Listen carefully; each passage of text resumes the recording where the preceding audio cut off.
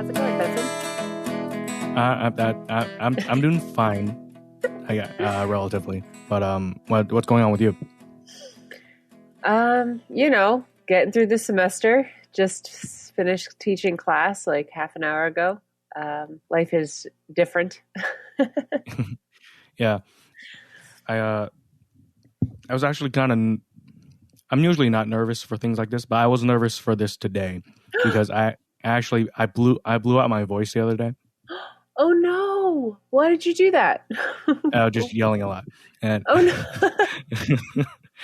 and then I was like, oh boy, I'm gonna be podcasting Joe in a couple of days. I hope like my voice recovers in time. Oh man, I just remembered the story that you told in class last semester about getting Burger King or McDonald's. Yeah. So, I'm imagining you yelling ferociously about the order and being hungry and needing the right one. I love that story so much. Yeah, that was fun. So if I sound, I feel like today, I think it was actually the day you replied to me. I blew my voice out, and then I was like, "Yeah, is a couple of days enough to recover?" I was thinking that, and I fortunately I woke up this morning. I was like, it doesn't feel terrible, and I suppose you probably wouldn't have noticed anyway. We haven't actually spoken to each other in a while, but if there's at any point my voice sounds like it cracks or I have to like cough off mic, please excuse that. Don't worry, you're not being graded. Thank God. I think the first time we met was last semester when I decided to take an acting class and you happened to be the instructor. Yeah. I wasn't originally slotted to be the teacher, but due to, COVID things, the previous professor chose not to teach it, and they reached out to me and said, hey, we know that this is, because I teach various things, mostly theater, primarily theater related in the English department, or for the English department.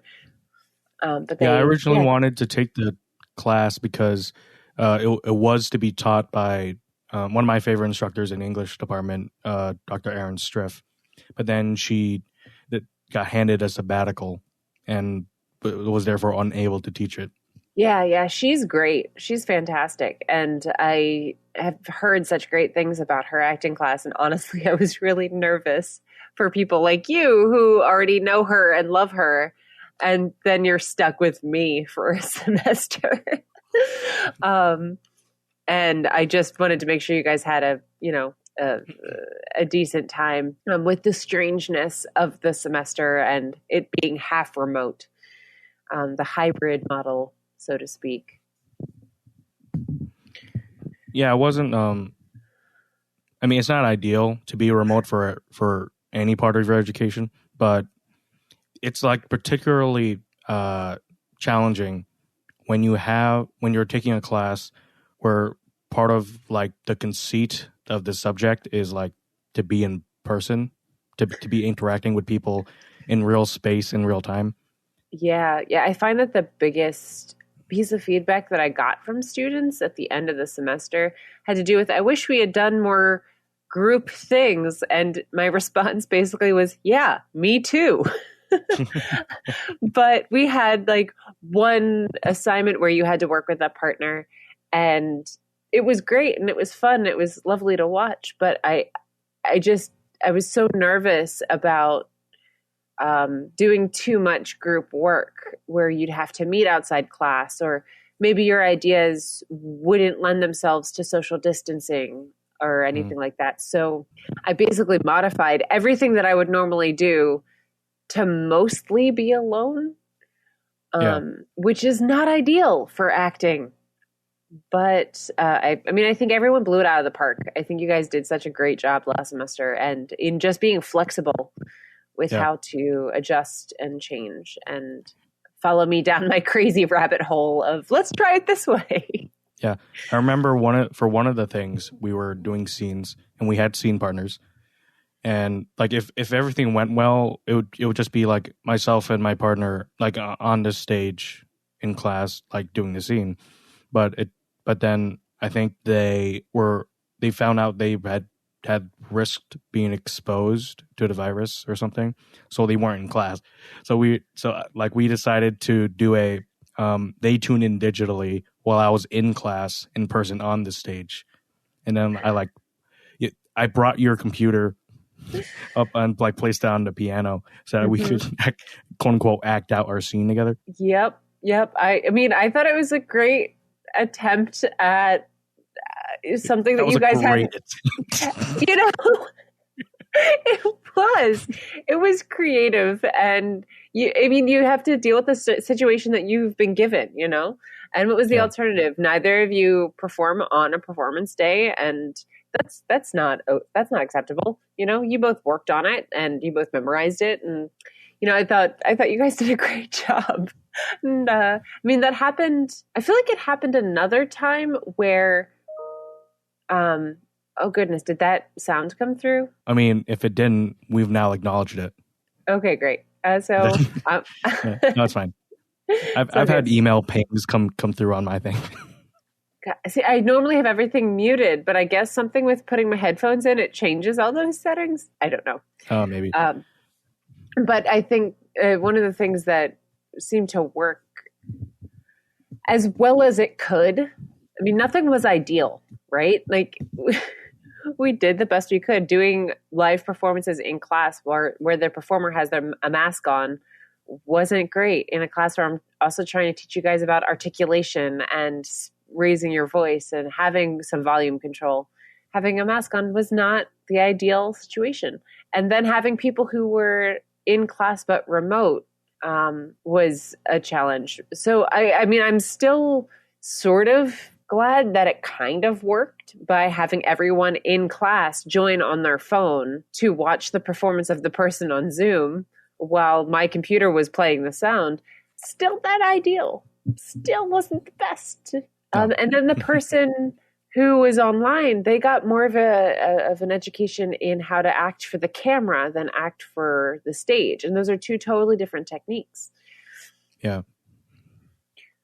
But, you know, I found like it was so easy, and it still is, to complain. It's so easy to be like, well, this doesn't work and that doesn't work and nothing works and everything's the worst. But that doesn't get us anywhere.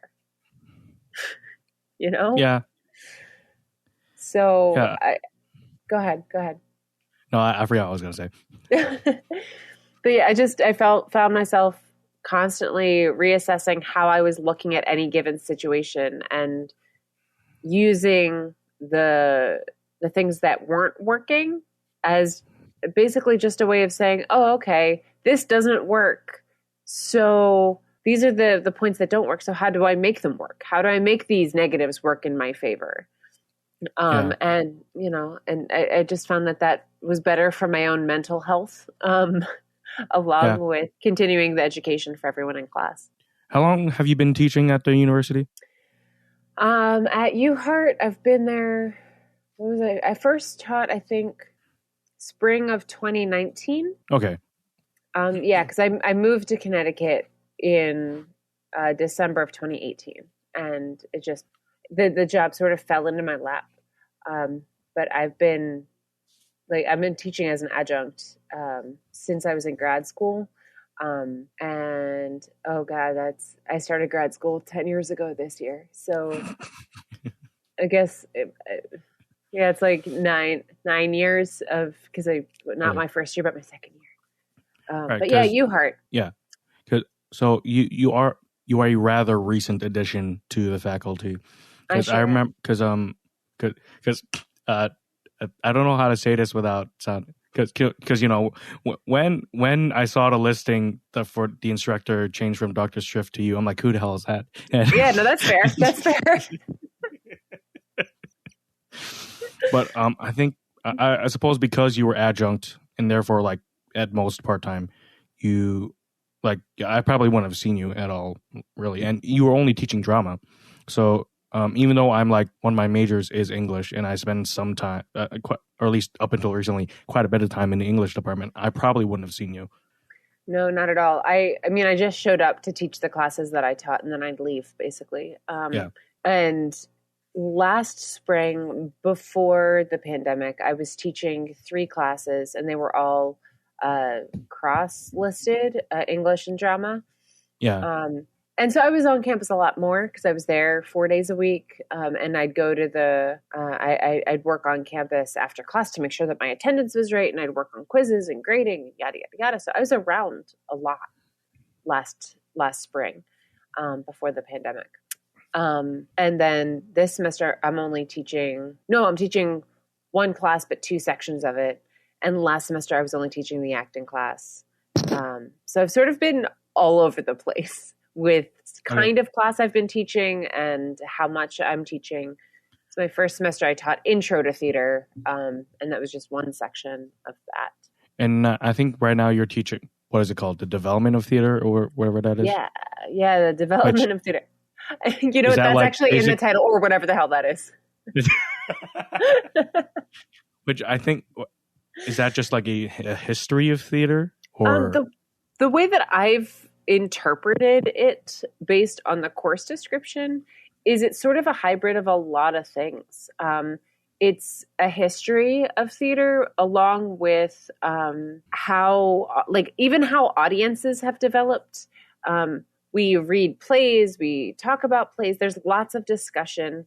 The way that I figured out this semester makes a lot of sense to me, and it keeps my brain in the game. We're studying 6 plays, and each play gets 4 classes, which consists of a lecture, 2 days of reading the play out loud, and a final day of dramaturgy or additional research that students have done, and further discussion.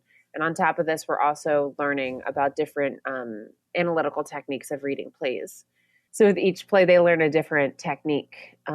And we're all over the place this semester. We're doing it chronologically. So we started in ancient Greece, and of course talking about like ritual and storytelling. Yeah, exactly. Wow. Yeah, exactly. And Romans. And today we went to ancient China. We're going to England and Spain and France. And I'm missing one. Who am I missing? Oh no. We're missing one. It's okay. It's in a document. But we're sort of all over the place. And something I've talked to my students about is one of the reasons I've chosen the plays and the areas that I'm teaching is because I was looking at my own education and some of the gaps and the holes that were left from my undergrad experience. And I was like, well, wait a second. Why didn't I learn about ancient China? Because there's some very interesting and beautiful art there that just was left out. And I'm honestly a little angry about it. Like, how dare you keep this amazing information from me? Yeah. And so even though I only have a semester to give as much as I can, I don't know, I think at least they're getting a wider understanding of theater and how it developed. You know, like it seems like every form of theater, and I'm not going to launch into a lecture, I promise, but basically every form of theater started the same way. It started from ritual and religion and storytelling and all these different practices. And then it just slowly developed into the art form that worked for that region. And it's fascinating to look at that and look at how the culture and the traditions, and in some cases the religion, many cases the religion influenced how the art developed because of what was allowed or not allowed. And so that's how this class is working this semester. Last spring, it was a very different class. And in fact, once the pandemic hit, I gave a lecture, a recorded lecture where I was in my shower, not taking a shower, to be clear. I was in my shower because the wall of my shower worked as a whiteboard. And to explain the characters of this play, I couldn't, and I'm not great with technology. So like I couldn't figure out how to animate something to show them. So I explained it while writing it on the wall of my shower. in my desperate attempt to make sense of anything. So I think it worked. Maybe. I don't know. It was a Jacobean play. It was very complicated. That was you recording a video for students to watch later on. And that wasn't like you live from your shower. No, because at the time I couldn't figure out how to do synchronous classes. With everyone sort of in this panic mode, I didn't want my students last spring to be in a position where they didn't have the equipment or they weren't able to attend class. Mm-hmm. And so I did what I thought was best for everyone, so that way people could follow up in their own time and in their own way. But yeah, no, I didn't bring them into my shower with me. Though that would have been hilarious. Not that long ago, I did a podcast with someone and it went super long. We decided to take a bathroom break in the middle of it. And then I think we joked that like I would be bringing my microphone with me into the bathroom. The podcast with Benson live from the toilet. Yeah, that's definitely been a strange element of all of this. Is like my students this semester now know the names of my cats. But what are the names of your cats? Neither of them are here right now. But Kaya is my girl cat, and Hopscotch is my boy cat. Okay. And one of the comments in the group, in the chat on Zoom, a few weeks ago just said, "I stan Hopscotch." I was like, okay. And they've both the cats have been with me for so long. I mean, Kaya's probably 13 or 14 years old at this point. She followed me home. And Hopscotch I've had since he was a kitten, like since he could fit into the palm of my hand. So sometimes Hopscotch really needs attention, and he gets very loud. And he just starts meowing at me. Yeah. And I don't know. I find the whole thing to be highly entertaining because we're all in a situation where, like, in no other realm would it be okay to, like, obviously I'm in my bedroom, like you now know, like, because you can see me. I know this is a podcast, but like whoever's on Zoom can see my bedroom. Like, this is sort of what it looks like. It's the curated version. There's a pile of clothes to my left that you can't see, but the curated version. Yeah. It's odd. It's an odd time. In a manner of speaking, I suppose I've curated my room so that it's, I don't know, like interesting to look at, I suppose. Like it used to not look like this. In terms for those listening, this is like so I have my camera set up here, and from that vantage point you basically see me, a keyboard over here, that thing hanging up my guitars, and like a couple of amplifiers underneath. And I guess it turned out, by luck, it turned out like based on where my computer is set up, where I can set up my camera and like the angle at which it is seeing me, that you can, this is like it, I suppose I want it, and I want it to be, and I hope that it's interesting for people to look at when like I'm in class or like in a meeting or trying to podcast someone, that there's personality to my Zoom background, you could say, my natural Zoom background. Yeah, I mean, it's funny because I feel like you can tell when people have thought about it and when people have not, which is true. And one of the things that, once again, because this is a podcast, but I'm going to lean over. Oh, that's actually my towel on my door. But usually I remember to take my towel down. And behind the towel is a costume it's not from 1921, but it's a character that I play that I'm still doing. Like this is a gig that I had in Philadelphia when I was still there. And I played that character for 3 or 4 years at the Jewish Museum. And then once all of everything shut down, they reached out to me and said, "Hey, are you still able to do the show? Because we would love to have you do the show via Zoom." And so now every once in a while, I put on my dress that, is designed to be from 1921, and I rearranged my kitchen. And I mean, a few weeks ago, I had a show for students in Chicago. I had a show. I think they were maybe in California. I'm not sure, but I've sort of traveled all over the place as this person, and I've kept my dress up there mostly because I have found, even in my lecture today, talking about ancient China, we're talking about how much stuff you need to do a show, how much stuff you need to do theater. And in the specific, the Northern variety dramas that we were talking about, specifically a show called Snow in Midsummer, for anyone who's interested, it's fantastic. But there weren't massive backdrops and massive special effects. The costumes and makeup are beautiful and elaborate, but they're not. It's not the entire. They don't transform the entire space.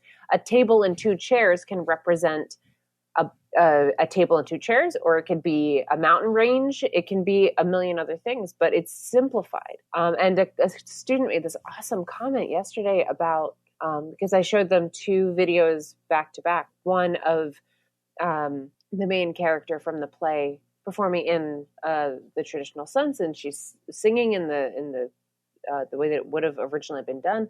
And then right afterwards, I showed them a trailer for an adaptation of the play that the Oregon Shakespeare Festival put on, originally from Royal Shakespeare Company. And the adaptation is lively and it's exciting, and the lights and the sound and the special effects, and there's even a puppet involved. And the student was commenting how cool that was, that you could take these traditional plays and you could scale it up and make it that elaborate, or you can just boil it down to its simplest essence. And it would still have the same power. Whereas like you take a show like Wicked, where, at some point in the show, the main character, Elphaba, she needs to get on a broom and fly. And if that doesn't happen, you are not doing Wicked. Like, you are now doing something completely different. You can't scale that down. It is what it is. So it was kind of cool to see that difference. And I have this reference, like, yeah, I do a show that I can hang my dress on my door and I have 2 boxes of stuff, and that's the show. I can take it with me wherever I go. Yeah, it's interesting to think about how, the theater industry is an industry, and if you're like an aspiring playwright or like composer, it takes a lot of resources in order to put on a show. But at the same time, it's kind of, I kind of equate it to like filmmaking, because you can write a kick-ass screenplay, but then you have to like get millions of dollars of other people's money in order to like produce it, to make like a proof of concept, to like see, my idea wasn't shit, or just to get it made. And in terms of like modern theater, or at least big productions where I like on say like Broadway or whatever, it's it's actors, it's costumes, it's makeup, it's lighting, it's you have to pay a producer or a director, and it takes so much. But then at the same time, like if you go back to the absolute basics, the roots of theater, like back to ancient Greece, it was like 2 dudes on a platform, and like not even maybe costumes, Yeah, I mean the is, especially if you go back that far, like the biggest costume thing was the masks. Like, people were masked, because that way you could change characters. I mean, there's a lot of other reasons for the masks, but you could do a show that is supposed to have 15 people, but it's really just, as you said, 2 dudes on a platform, just switching masks up. Yeah. Like, now I'm this person, now I'm this person, now I'm this person. Yeah. Yeah, it's like, it's one of, if not the only performing art I can think of that can vary so much in terms of resources and production value. Like, even if you're like, I don't know, like an amateur indie filmmaker, it's still, and you have like the most skeleton crew amount of people working on it, it's still like more than a handful of people, right? But in terms of like, if you just want to put on a play, pretty much all you need is the venue, and which sometimes if you're so bare bones guerrilla theater producing, it really does not take much. It's like actors, place to put them on, and that's it's like the limits of minimalism, I guess you could call it, is what is something that fascinates me about what theater can do. Yeah, well, and the funny thing is you don't even need a space, anywhere to like make it even more minimal. I've been to fringe festivals where people found an abandoned lot, and there's no access to lights or sound or anything. You can do a one-person show where this is the question I keep coming back to, and it's kind of an annoying question, but what is theater? Because as I said, I do a show in my kitchen, and it's just me and occasionally my cats, who I try to keep out of frame, but sometimes they show up. And that's it. It's just me in my kitchen talking to this box in front of me. And that's theater. But I could take that show and I could do it on my front porch for the neighborhood children's. And I don't know, I sort of feel like theater exists when you have an audience watching it, because a rehearsal is not considered theater. I mean, it's considered the process of, but nobody would say like, oh, that is the performance. I love that rehearsal. Yeah. It was such a good, I saw this rehearsal the other day. It was so good. The Tony Award for Best Rehearsal. Oh my God. I hope I didn't just blow out your mics from laughing, but yeah, no, that's spot on. Tony Award for Best Rehearsal. Oh man. I got to tell you, there's definitely some rehearsals that I've done that were better than the performance. I actually really enjoy the rehearsal process, which is honestly probably why I'm in education as well, because it's similar. It's that investigative work. Like I feel like a detective half the time. And like that, and like this semester is why I have this thing where, because obviously not every student gets to read out loud when we're reading through the play. We don't necessarily read the whole play. We just read excerpts from it. So that way they can get a feel for the language and a feel for the time, and we can stop and ask questions and add on the analytical tools that we're learning. But if you're not reading that week, you're doing this thing called dramaturgy, which it's a lot of people, I didn't even hear the word dramaturgy until I was in grad school. And it actually means a lot of things at the same time. But the way that I'm using it in terms of class right now is basically it's a researcher. It's follow your nose. There's a real job out there called a dramaturg. So like sometimes a production will have a dramaturg who will even put together a packet with whatever information you need to know about the playwright, the play, the time period that the play was originally written in, and the time period that you're placing it in. It's like a whole thing. But my bigger point is that I want the students to be as nerdy as I am, in that I want them to be able to read a play and read something and be like, wait, I don't understand that, or I don't understand that concept, or I don't know that reference. And then basically I'm giving them permission to follow their own curiosity and research something. And then on the last day of that section of classes, they bring that work to class. And I say, okay, go ahead. Then we go through a sequence of students and they share their information. And we have a running document. So anything that they have discovered, the whole class can take a look at in their own time as well. And I don't even know how I got on that topic, but I find the research of things to be fantastic. Yeah, it's like, I think of it almost like the equivalent of musicology, where like, sure, musicology is a study of music, but it's more, part of like literally studying like music is a subset of musicology, but it's an attempt to contextualize that music in terms of like history, culture, etc. Yeah, no, bingo. And that's exactly what we're doing. And I don't know. Man, it's so, see, okay, little thing about me that there's no reason that you would know this. For high school, I was homeschooled. Oh, word? Mm-hmm. I was sort of homeschooled and regular schooled on and off throughout my life. But because I was a theater person and for various other reasons, my parents decided, like, you know what? Because my parents are educators. They were like, you know, we can do this better. So we were in a position, and I'm very fortunate that we were in this position, where I got schooled at home, and like my mom did a lot of bartering with people. So like she had friends who were English professors or physics or whatever. And they would teach me whatever they needed to teach me. And then she would trade music lessons. So, because both my parents are musicians. So my mom I remember specifically, there was one woman who was my English and French teacher. And she would come over and we'd do English and French in the kitchen. And while my mom taught her daughter flute in the other room. And then we'd all have dinner together. Like that was school for me.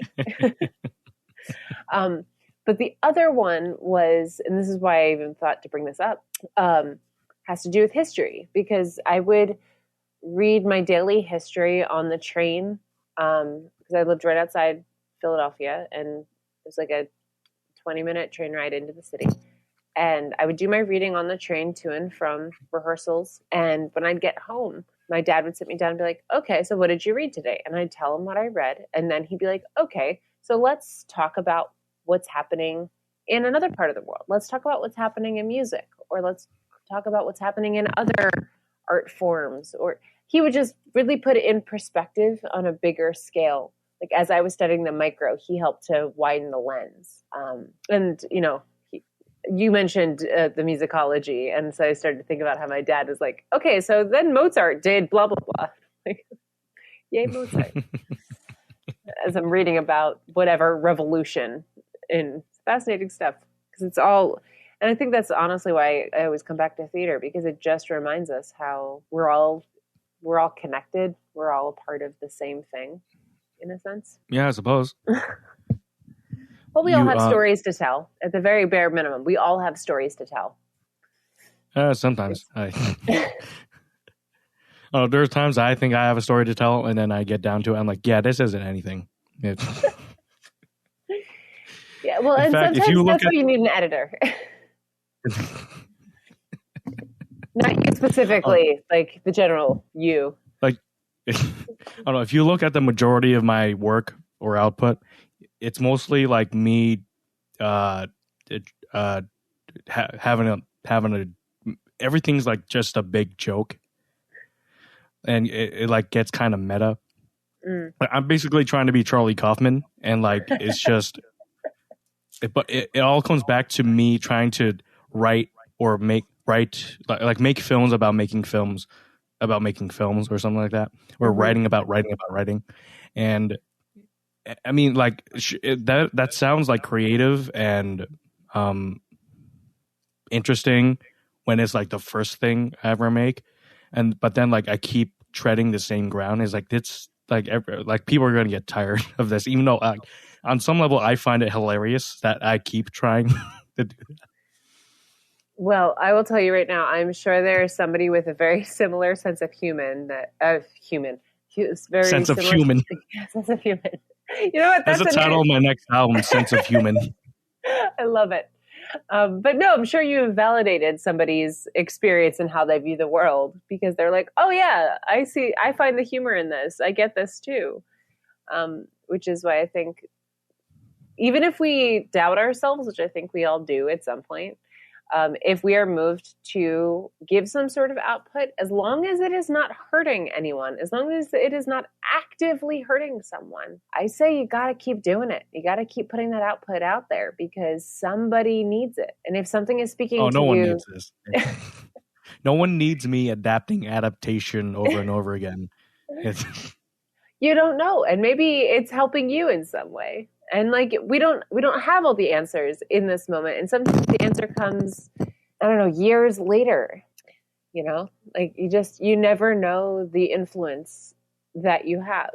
And as long as I think, and this is my loving hippy dippy side, I think as long as we keep in mind, that everyone deserves kindness and love, as long as we work from that place and we're not actively putting things into the world that are there to hurt people, then like we are doing some really good, beautiful stuff, in my humble opinion.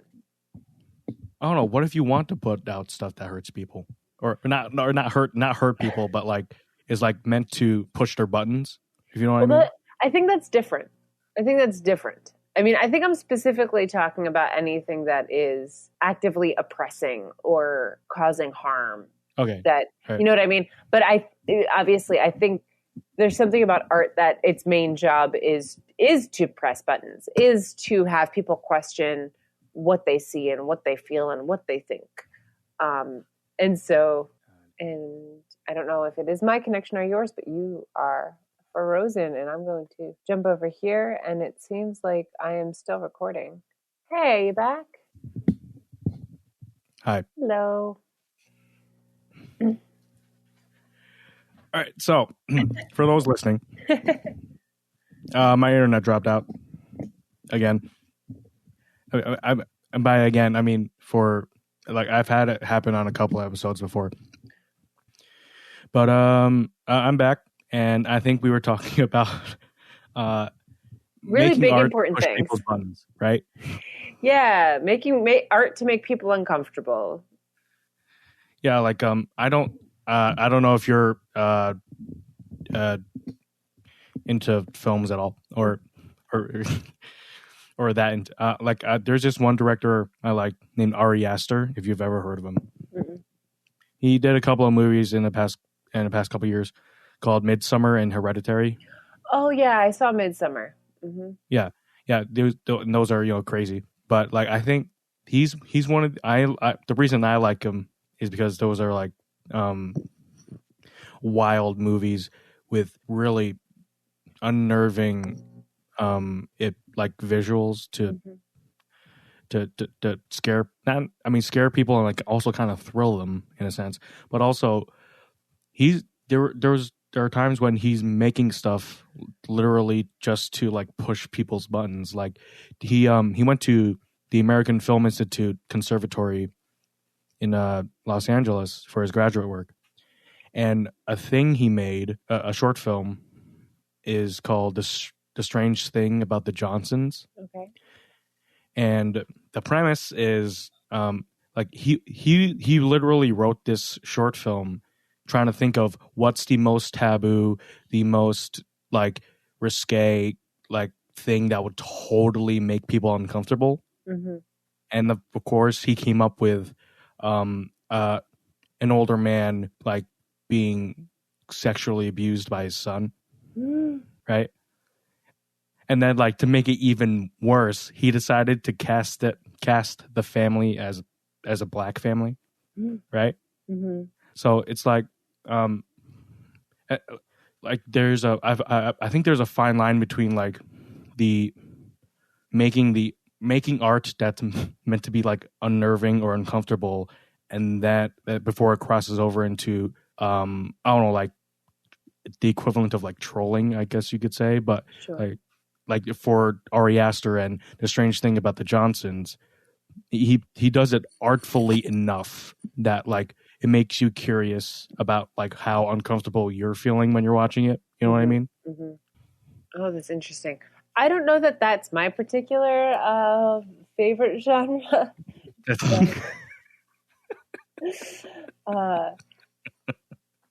A part of my background is in art. My minor in college was art design and media was the name of the minor. It was the name of the major as well. And my favorite class that I took was called Off the Wall. And it was all about the Michael Jackson album Off the Wall. It was a very, very different type of art class. No, basically the main thing was you could not create any art in this class that you just hang on a wall. Oh, okay. There had to be something else to it. There was, and I still think about this class all the time. Like there was one piece that one of my students, what did they do? Not one of my students, one of the students in the class took a plaster cast of a pregnant woman's body and then hung it from the ceiling and projected photos onto it. And then the artist, the student in the class, talked about how the only reason she exists is because her older sister was murdered. And I'm pretty sure she said it was like she was from Iran, and her older sister was big into protests and fighting the system. So her sister was murdered, and the parents were told the only way that you're going to recover from this is if you have another child. And so that is why this student existed. And like, this was her way of showing this really dark, complex stuff, but through this class called Off the Wall. There's one person who collected junk mail from his entire neighborhood and then built a wire tree and filled it with the scraps of the junk mail. I did a piece about squirrels addicted to crack. I did. Because I read a story about squirrels in Central Park who kept finding crack things and getting addicted and like attacking people. Turns out it was an urban myth, but that made it even more interesting. But I handcrafted 3 different squirrels out of computer wire and fur. And anyway, so I have this background in like installation art and performance art that can sometimes, when you go down that rabbit hole, you get to some really uncomfortable stuff. And it's delightful if you let it be. And it can be terrifying as well. And you never totally know what you're going to step into, especially with certain artists. But I find that like I have a very high tolerance for discomfort in art and the need of an artist to show what they do, whether it's in music or visual. I mean, I'm more in the visual art side of things here, but also performance. You know, and I've seen some theatrical productions. There was one show that I went to where I was blindfolded the whole time. What? Yeah, I go to the show and you're given an angel who sits next to you, and like you're blindfolded, so you don't see anything the whole show. And the show is all audio, but it's live audio. And you have an angel who like whispers things to you, and it's all scripted. You know, it's nothing weird. And I actually forget what the show was, but I remember the experience of it. And like, I'm all for it. A devil to be sitting on the other side of you, right? There should have been. But I think if I remember correctly, there was like a main narrator who was in the room as well. Okay. Because all the angels had feminine voices, and the narrator type had a male voice. I think my friend Mark was playing that character. I could be wrong, but I mean, that type of performance I find to be just delightful. Like I like to be encased in theater, in performance, in different experiences. It's fascinating. When you're talking about that production, I thought it was going to go like you were going to mention something incredibly disturbing. No, it wasn't. Sorry, no, I didn't go down. I guess if you don't remember what it like the rest of it, then I guess it wasn't it wasn't disturbing enough to stick in your mind. But but I don't know. Like, have you seen a lot of like performance art? Are you familiar with any performance artists who like? Yeah, like Marina Abramovich is one of my absolute favorites. I know she's like, people have their thoughts about her. Have you ever seen what is it, Documentary Now? Yeah. Okay, so there's a glorious one of her. Done for those listening. Documentary Now is a television series developed by Bill Hader, Fred Armisen, and I think Seth Meyers of Saturday Night Live fame, where they kind of parody like existing documentaries, right?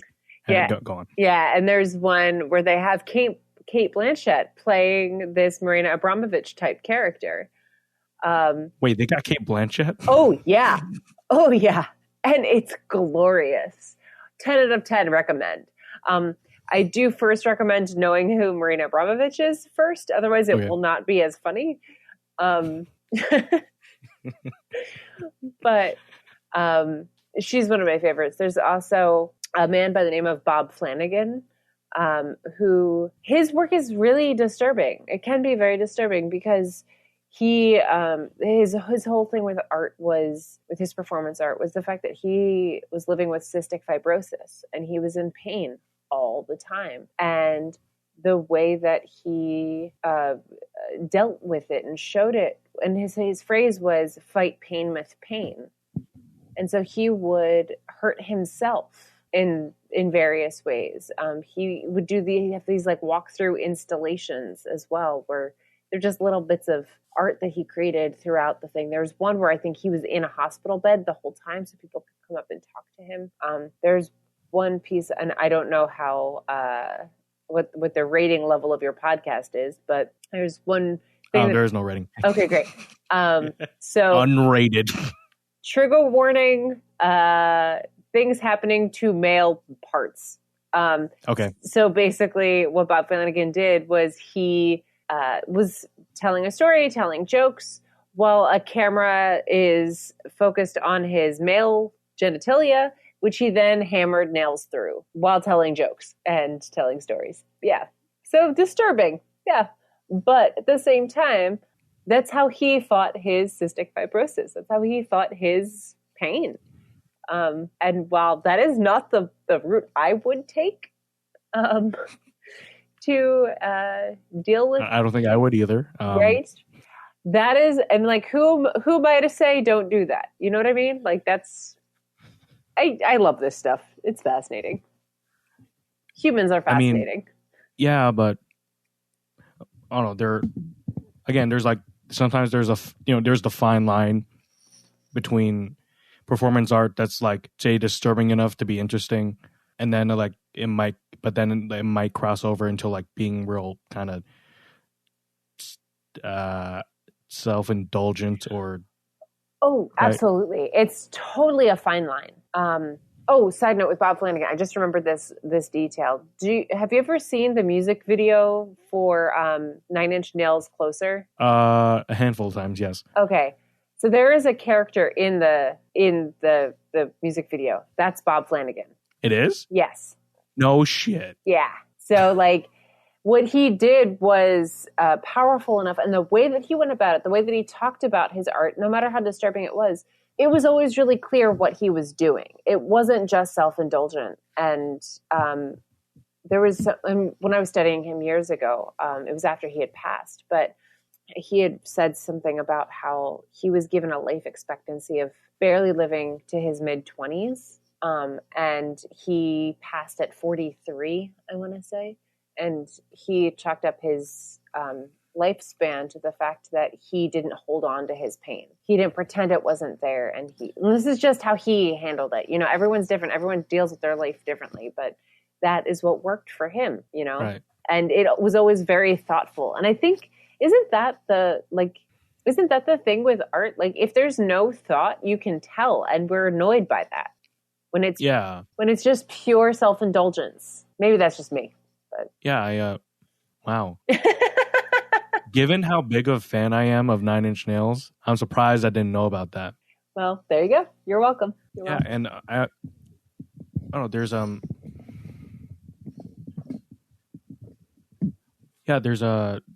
when you think about like when people are trying to make stuff, and I guess ultimately you want, at the very root of it, you want to make it for you, no? No, of course. But then, like, if you only make it for you, then you are being self-indulgent. You're only ever like pushing your own buttons, if that makes sense. And you know, if I suppose, does that mean you're inherently ever does that mean you're supposed to make it for other people? Are you supposed to keep that in mind? Are you supposed to take that into account when you're making stuff? You know, I feel like this is the ongoing conversation. I don't know that there's an answer. But I mean, I from my own world and perspective, I mean, I think maybe that's what it is. When it's self-indulgent, when it's purely self-indulgent, you're doing it for other people to say, "Oh, look at you," and look at, like, it's maybe there's something in that, because I think Because we need validation for our obviously efforts. we need validation. But when it's purely that without any thought, I think is when it starts to disintegrate. It's the things that don't last. Maybe? Yeah, it this this reminded me of there's an episode of The Simpsons where Homer, I guess he like gets angry and like mashes a bunch of stuff together, and people look at it and like, oh, that's incredible, that's art. We would like to commission you to make more stuff. But then they're all the same, basically the same concept, like him getting angry, mashing a bunch of crap together. And he's like, look at this. Because he was like, I'm an artist now. They're paying me just to like, dude, this sounds so easy to do. But then like once he does make a handful of like things that are all basically the same thing, everyone loses interest. Yeah, I think there's probably some artists that are like that. I'm being totally honest. Got like me. Well, I wouldn't go that far. But I mean, you go back in like art history and you look at what is it called, the fountain, Marcel Duchamp, which is a urinal. Oh, I thought you were going to say The Fountain by Darren Aronofsky. Oh, Darren Aronofsky, what a dear place he has in my heart. But yeah, literally, I mean, Duchamp was a part of the Dada movement, which the whole thing was like artists, and any art historians listening, do not come at me for my definition of Dadaism. But I feel like for the most part, Dadaism and Dadaists kind of went, art is stupid. Like the way that we look at art is dumb. Why are we doing it like this? And, Marcel Duchamp puts, the fountain together, which is a urinal that says, I think it says R. Mutt 1918 painted on the side. And he hung it in a museum. And like, now it's art. But it was also kind of a joke. He was saying like, art is dumb. Like, look, people are staring at my urinal in a museum. But it's considered to be one of the greatest pieces of 20th century art. And I sort of feel like that happens in every art form. Somebody, like, we take it too seriously, and then somebody slides to the other side and is like, okay, I'm done with all that seriousness. Let's do something stupid. And then you get all the people in the middle. Like, and that's sort of the joy of it all. Like, it doesn't, just because a certain kind of art isn't for you doesn't make it not worthy, Yeah. Yeah. And I mean, that sounds a lot like me. I like there are times when like I don't take a lot too seriously, and there are times when you see me putting in like so much time and effort into doing something, and then it turns out to be a joke, and because I don't know, like I find it on some level worth it to do the joke, to like really say, let's not take things too seriously. F it. I'm a lot of things I pursue for the sake of comedy, and to me that's kind of worth it, because like it makes me laugh, it might make other people laugh, and in the end it's just like there's not a whole lot to dig underneath, I guess, but like just the fact that like so much effort was put into something and it turns out to be a joke, it's like it undercuts the idea itself, and then like that is even more hilarious, Okay, two things. One, I do absolutely believe that, and this is something that actually comes up in my house all the time. My roommate is a puppeteer, and he's in the process of he's putting out he's in grad school for puppetry. He's putting out an album or something? No, but every 2 weeks he's putting out a video, and he did. It was, two of them are Puppet Explains. One of them was the Puppet Explains GameStop, and one of them is Puppet Explains what you need to know to watch WandaVision without having to spend 30 plus hours watching all the Marvel videos. But one of the things that comes up for us a lot in conversation is about what makes a good joke and what makes a good anything. And what I keep coming back to is that effort that you were just talking about. Like when there's effort put in, it makes the joke so much funnier. Yeah. Because if you just like do something slapdash and like expect it to be comedy, but you put no work in, it's clearly not funny. It's why when we watch performers laughing at their own material, occasionally it's funny. When you see somebody laughing at something because it's so funny they can't keep it together. Occasionally it's okay. But when somebody consistently cannot stop laughing at their own joke, it's not funny anymore. You know what I'm saying? But what was it? I was watching a compilation of Kenan Thompson's like best bits on SNL. Now that he's starting his new show. And I was watching some of those bits, and there's some of them, honestly, I don't remember the last time I laughed at SNL, but I was watching some of these bits, and I am like peeing myself, like especially some of the music, like the music videos and whatever. I'm like, look how much effort was put into this. And it only works, and the only reason it's funny is because of how hard they've worked on it. Yeah. You know? It's awesome. And one of my favorite recurring bits on SNL is What's Up With That? Yeah. Right? Where Kenan is playing like a talk show host, but and like they usually have like two really like serious important people on as guests, and the third one is always Bill Hader dressed up as Lindsey Buckingham from Fleetwood Mac. Right. and like they never actually get to interview any of them because they keep breaking out into the theme song. Right. And like one of my favorite things is Jason Sudeikis in the tracksuit, and like just he is putting in work, like whenever he's in frame, like just moving around, like doing silly movements. I'm like, that's the Jason Sudeikis in that moment has the greatest job in the world. And a correction, Golden Globe winner Jason Sudeikis.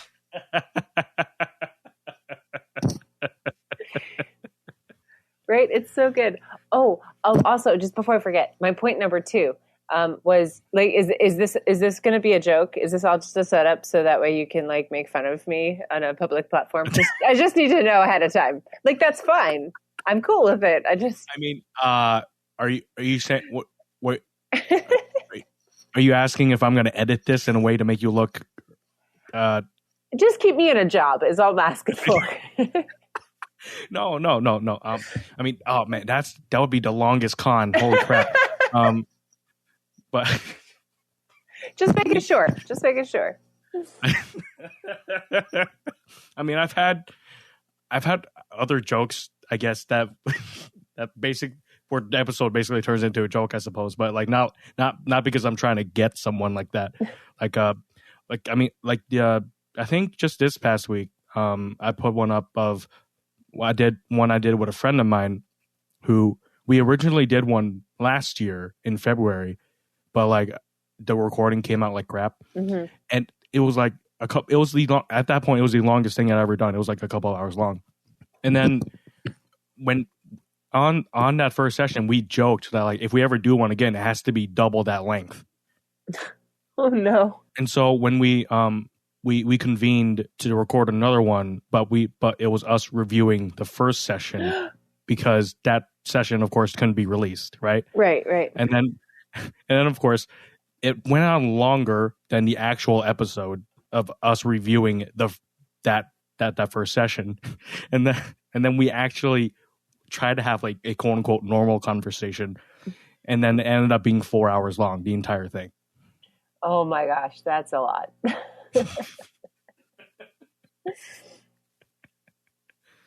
But you know that man, humor comes in so many ways, you know, and it's so unique to each individual. And I probably won't listen to all 4 hours of that particular.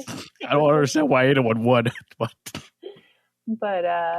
you know what? Like that's really funny. That's amusing. And you know, if there's anyone who's actually familiar with the show, like this entire thing was is built on a joke basically. Like I don't have a particular theme. I don't really interview people. I'm not asking them. At least I don't plan to ask them deep questions about anything. And I would say the most successful ones are the ones where we're making each other laugh for an hour. But like literally, the name of this show is The Podcast with Benson Ty. I'm not. If you look at my website, the tagline is "I talk to people and record it." This whole thing is me being facetious because I'm not taking it too seriously. You know. Sure. Well, and hopefully you. Not to put myself in this category, but hopefully you talk to some interesting people and you get to hear things that you wouldn't normally get to hear, or ask things that you wouldn't normally get to ask. Yeah, and that happens. Like sometimes we get into doing bits and then like just try to make each other laugh for a bit, and there are things we say, there are jokes that you probably would never hear it anywhere else, just because we're trying to have fun with it. Yeah, absolutely. Oh man, it's good stuff. And I feel kind of bad because like I got out of class. I haven't left my chair since teaching, right. Except I think to blow my nose because I was feeling really allergic. But are you saying you need to get up and stretch? And oh no, I'm just saying I'm still in like I'm still in teacher mode. I'm still in professor mode. And which I still find very funny. I mean, something that I think we're all sort of dealing with right now is our own concept of time, which is so messed up. The fact that we're about to hit the year mark of the pandemic is crazy pants. I mean, we already have, depending on where you are. Well, I mean, technically speaking, it was like first documented in December of 2019, but I guess it wasn't declared a pandemic until like around this time. Yeah. Yeah. I mean, I think everyone has their I realized it was a problem when story. And like, I was in Wisconsin. I was teaching a movement workshop at the University of Wisconsin Parkside. I was there for 3 days. And I'd planned the whole thing so I could like drive from Connecticut down to Philly to see my folks. And then I was going to, fly to Wisconsin for 3 days and then fly back and stay with my folks again and then come back to Connecticut. That was the plan. So I'm in Wisconsin, and each day that I'm there, things are getting progressively more, what's going on? And then you keep getting, I got a bad feeling about this. Yeah. It's like, is this like schools are shutting down? Like what's going on? And then, so I think my final day of teaching was the 12th. And the next day the 13th, I was flying back. And a friend of mine, it's a very long story, but like there's a whole group of people that I did a show with in Vermont, but they're all in Wisconsin in any case. So I have a lot of friends out there. So my dear friend Matt drives me. The plan was for him to drive me to the airport, but he's like, "Hey, we should stop. We'll stop at a bar and have a drink before you go." And I'm like, "Oh, okay." It was like noon, and I'm not. I don't really drink, so that was a little odd for me. But let alone day drink. Yeah, it's not really my thing. Like, no judgment if it's anybody else's, but like, I don't drink. Like I think I had a mimosa for the inauguration this year, because it seemed like a fun, fancy thing to do. Yeah. So anyway, we go to this bar, and I think I had a pint of cider, and I think we ate some food too. But the TV's on, and we're sort of watching what's going on. And at one point, I turned to Matt, and I was like, "Do I live in Wisconsin now?" I wasn't actually sure that I could get out. And then when we realized through all the news footage, like how bad things are really getting, my friend Matt is friends with the bartender. He's like, "Hey, I think we all need a round of shots." I'm pretty sure I didn't take mine. I could also be wrong, but okay. He gets, and I told Matt when we got to the airport, I'm like, "Look, I need you to like wait for a minute, and I'll text you if I can actually get on the plane." So I fly from Milwaukee to Chicago, and from Chicago to Philadelphia International Airport. So those are pretty big hubs of air travel. And it was bizarre. Like suddenly people are in hazmat suits, like in the airport and all of that. And I got back, and my dad is older. This year he turned 85. And so I get back to my folks' place and I walked into the house and I'm like, I'm so sorry. I can't stay here. I have to leave now. And my dad was like, it doesn't make any sense. It's not a big deal. Like, I don't know why you're being so crazy about this. I'm like, just trust me. I'm just trying to keep you safe. I've been on too many planes. And I got in the car and I drove back to Connecticut. And so I guess, let's see, if I do my math backwards, the last time I hugged my parents was like March 9th of last year, which I'm really close to my folks. So that really sucks. But, I'm really lucky because my folks are still here. They were in a situation where like people were able to take care of them all year and bring them food. And so I would just, everyone has their story and that's mine. Not like you asked, but there it is. But anyway, the whole point of that was sense of time. Like it's been a year of that. And like, is it Thursday? I think it's Thursday. Like I tend to know. I can confirm it's Thursday. Thank you. Like I mostly know what day it is because of what I'm teaching. Yeah. And I also have another job outside of UHeart, which has definitely been a job through the pandemic.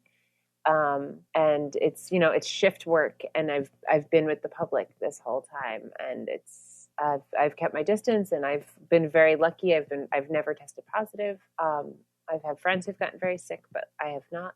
So I feel very fortunate with that. But I got to tell you, there's one day that I signed into class via Zoom. This is a few weeks ago. I signed into class and I saw that it was 9:55. No one else was there. 9:56. No one was logging in. 9:56. I was like, where the hell is everyone? And then I realized I didn't know what day it was. And I had started the wrong Zoom session because I have different ones for my Monday, Wednesday, and my Tuesday, Thursday, and I was off by a day. I'm just glad I figured it out because, and I just laughed at myself. I'm like, oh my God, is this where we are now? Where I literally don't know where I am in time. There are times when I being remote, I only ever have, like currently, actually last semester and this semester, I only ever had to go to campus one day a week, and the rest of the time I'm remote. I'm just staying in my room literally all day. And then there are times when I just like, I'm staring up at the ceiling. I'm like, where am I again? What are days? What is time? And like, I know I don't even, it makes me question whether or not I actually exist. Oh God. I'm like, what? Am I just a bunch of ones and zeros? Am I in the Matrix? Right. Yeah. Yeah. I think everyone I know is having an existential crisis of some kind. Everyone that I know that has kids, I just want to hug them and give them all the wine. Like especially the parents that are trying to school the kids. The thing is that I feel like in general in our society, maybe it's our society, maybe it's all over the world. I have no idea. But people like to compete for who has it worse, right? Like there's always this competitive nature of like, oh yeah, you think you have it bad. And I sort of get it because we want to feel validated in our own misery or something. But the truth is right now, everyone has it bad. There is no greater than or worse than, unless you're somebody who is died. Right. Okay. That's depressing. But unless you're like an extreme introvert where you really do not get anything from being around people, this is hard for everyone, whether you're a parent or a student or a teacher or, someone like me who's a teacher and I'm also a shift worker. And it's a lot and it's a lot for everyone. And how do you validate each other when you're like, yeah, but I need you to see me too. I need you to know that I'm in pain too. But I validate your experience. And I see these conversations all the time. Like everyone is like fighting for who has it worse. It's like, no, we all do. We all have it. And if you want to have it worse, congratulations. You can have that title. Have it. I don't want it. Yeah, just have everyone in a group crying session. Right. But distanced. And oh my God. There was a show talking about immersive theater from earlier in the conversation. I saw the show years ago now. And I was in a tangent. I was in a show with this guy who was like, hey, I'm going to see this show. You should come with me. I'm like, okay. So we get on a train. We are on a train for an hour. And then some random person picks us up from the train station, takes us back to his house. And then somehow, I think we walked to a few miles to some small venue place. And we show up and there's a drum circle. So I'm like, okay, I'm in a drum circle now. And there's at some point, I think I danced, maybe. I don't know. But everyone that was a part of the I think I danced. Time is weird. Will that be the title of your memoir? I think I danced. You know what? It might be. Do you have any? And the funny thing is, the amount of times during my day that I say weird things, I'm like, that's the title of my memoir. And literally, I say that regularly. But I think I danced is pretty good. But yeah, so anyway, after the drum circle and maybe dancing, the audience members, because the cast was a part of the drum circle too, the audience members takes their seats. And for the next 10 minutes, all the women in the show are wailing. They were crying and hitting things and having a full-on emotional breakdown. And we just sat there watching them have this massive emotional breakdown. And I feel like Florence Pugh in Midsummer. Oh, yeah, something like that. Yeah. And I want to say that it was a production of the Trojan Women. I think. Okay. I'm pretty sure. So it's an ancient play, which is, I think this was the whole immersive theater thing. They wanted us to get into the space and get into the vibe of the story. And here's all these women who are mourning the loss of all of their husbands and sons and cousins and brothers and whatever. And so they spend the first, and maybe it was a minute and a half and it just felt like 10 minutes, but they went for it. They didn't even hold back at all of the screaming and wailing. And then afterwards, after the show, I don't remember a damn thing from the show though. Not after that moment. Don't remember anything. I know people talked. I heard there was talking. Which that's the title of your companion memoir. Right.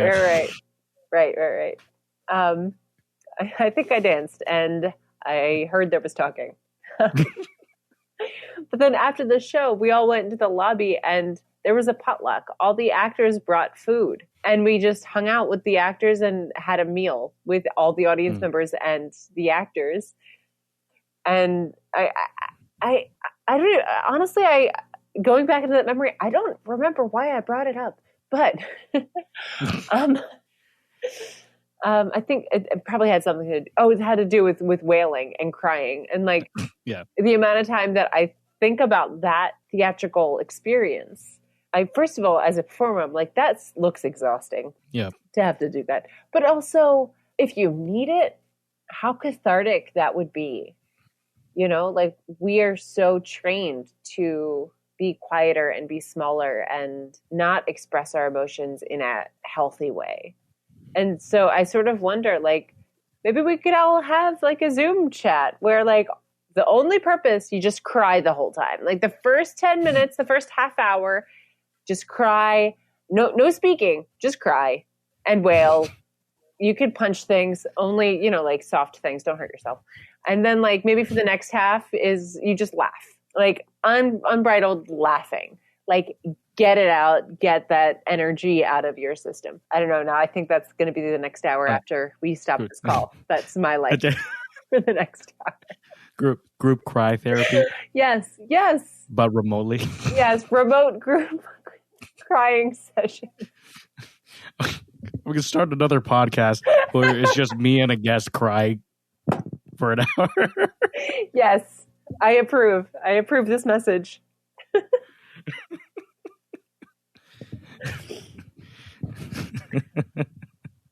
where we watched The Crying Game. Oh man, all of it. And it's while reading Thomas Pynchon's The Crying of Lot 49. Sponsored by Kleenex.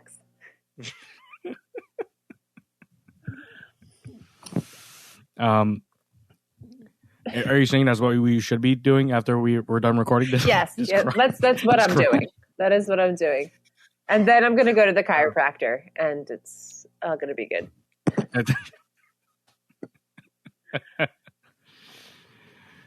All right. We've been going for a while. Do you have to get going, or? Actually, it's funny because I have exactly an hour before I have to leave for the chiropractor. Okay. So maybe I'll just cry for the next hour. Actually, probably what I'm going to do. For a split second, when you said you had to go to the chiropractor, there was a part of my mind that totally assumed it was a remote session. Oh. Because that's the world we live in now. It's true. Like them trying to guide you, like, no, crack your neck that way. Right. No. Luckily, no. I feel very fortunate because and it's not your normal chiropractor. He has this thing. I call it the clicky pen. So it just has a lot of force to it, and he like finds the area on your body and then like hits it with the clicky pen. So it's not as invasive and it's not as like close, and everything is disinfected. And I'm super grateful because stress and as I said, my shift job is requires a lot of lifting. So I'm a lot stronger than I look, but it's knocked my neck out and my back out quite a bit. So I'm super, super grateful for that. The other thing, just for your listeners, this is Health Corner with Johanna Dunphy. Do yoga, breathe, meditate, do all those things. It's so important. It's so important to survive all of this. And sometimes what I've noticed is when I get on the mat, like sometimes what comes up is I need to cry. So I cry while I practice because it wants to come out. Because that's what you got to do. It wants to move. Part of your stretching routine is now crying. It is. It is. Child's pose into weeping puppy or whatever. Yeah, and like as you know, like that's the title of my next album, Child's Pose into Weeping Puppy. Yeah. I'm sure I could have come up with a better title, but that one's sticking. I have to admit, when in the acting class, you started every class like with not necessarily yoga, but like close enough to yoga, that like stretching and all that. Yeah. Right? And I have found myself trying to do stretching, like at least some stretching at least semi-frequently, because I need a chiropractor or at least or something to you might have noticed I've been cracking my neck a lot during this chat, and it's not a good thing. it's not. Well, I've got a good guy in Glastonbury who just let me know. Yeah, but no, I start every class with meditation, and I don't care if it's an acting class. I start my classes this semester with meditation. It's only 5 minutes. I don't go deep into it. We don't do anything wild and crazy, but I just find it to be so important to be able to practice training our minds to calm down and learning techniques to calm ourselves and to center ourselves. And also, the first 5 minutes of class don't matter anyway. If like we're being totally honest, like people are running late. You're not there yet, like whatever happened before class started, you're still thinking about. So you're still outside the room. You're not ready to learn anything or participate in anything, really. And so why not take the first 5 minutes to meditate and get everyone on the same page and everyone on the same wavelength for the most part? I mean, obviously that's the idealistic view of it, but I don't care if I'm teaching an acting class or a literature class. Like I think it's useful for everyone. You're feeling stressed out, you're feeling upset, or you're just really scattered. Like now you have techniques of how to breathe better and how to focus your mind back into what you're doing. And now you're getting the practice of that. And with acting, I mean, stretching is such a key point in my experience. I mean, I tend to learn through my body anyway because I'm a movement person, but if you're going to play different characters, your characters are going to hold themselves differently. And you need to know where your body is that day. So that way, basically, so you don't hurt yourself. And so that way you are ready to do whatever the character or characters require. Yeah, it's a limbering up of your body, but also in a sense your mind. So that like say if you're going to act, you're readying your body for a range of movement, but also your mind for a range of emotions, you could say. Oh, absolutely. Absolutely. It can help. As I said, like I cry on my mat all the time. It's a great way to clear out whatever nonsense is in there. I read recently that, and this is more of a belief thing, you can believe it or not, but I was reading someone saying that emotions are just energy, right? And that energy can get stuck in your body. So if you don't, like, watch animals when they fall or trip or they get, like my cats attack each other all the time. Don't worry, they're safe. It's fine. But you watch them just literally shake it off and then they move on with their life. We don't do that. We let whatever is happening within us to get stuck there, and it manifests in crazy ways sometimes. And by doing something like yoga or simple stretching or taking a kickboxing class or going for a walk or doing something where you're mindfully moving your body, that stuck energy finds its way out. And so people are surprised sometimes when they start practicing anything physical, when they're like, why did I get so angry? Or why did I get so sad? It's because you've found that one of those stuck spots of energy and it's finding its way out. And the greatest detriment you can do to yourself is when that happens, if you stop doing what you're doing. If you're like, oh, I don't want to feel sad, this is uncomfortable, I'm going to stop. Well, then it's still stuck. It hasn't moved out. And the biggest part is that once it's out, like you will feel it, like you will feel lighter and you will feel better. I'm also a yoga teacher. So like, this is where my brain goes, believe it or not, this is just my experience. That's how it goes. Yeah. And especially in these crazy times where we're sitting more and we're more sedentary, and the thing is, I always tell people like 5 minutes is better than no minutes. If you just sit and breathe for 5 minutes or 1 minute, set a timer. I have a meditation app that has bells that ring when the time is up. Just taking 1 minute out of your day to breathe consciously, like thinking about your breath and how it feels going into your body and back out. It's amazing how that can shift things. Yeah. So, now I feel remiss because I didn't do stretching before talking to you, and especially since that's probably a thing that would help in terms of like my voice if it's not in the best shape right now. But I guess this is me trying to sign off so that like I don't want to keep you if you have to go to a chiropractor or something. But my voice has not explicitly cracked throughout the entire session. So I guess this is where we're ending it. I guess so.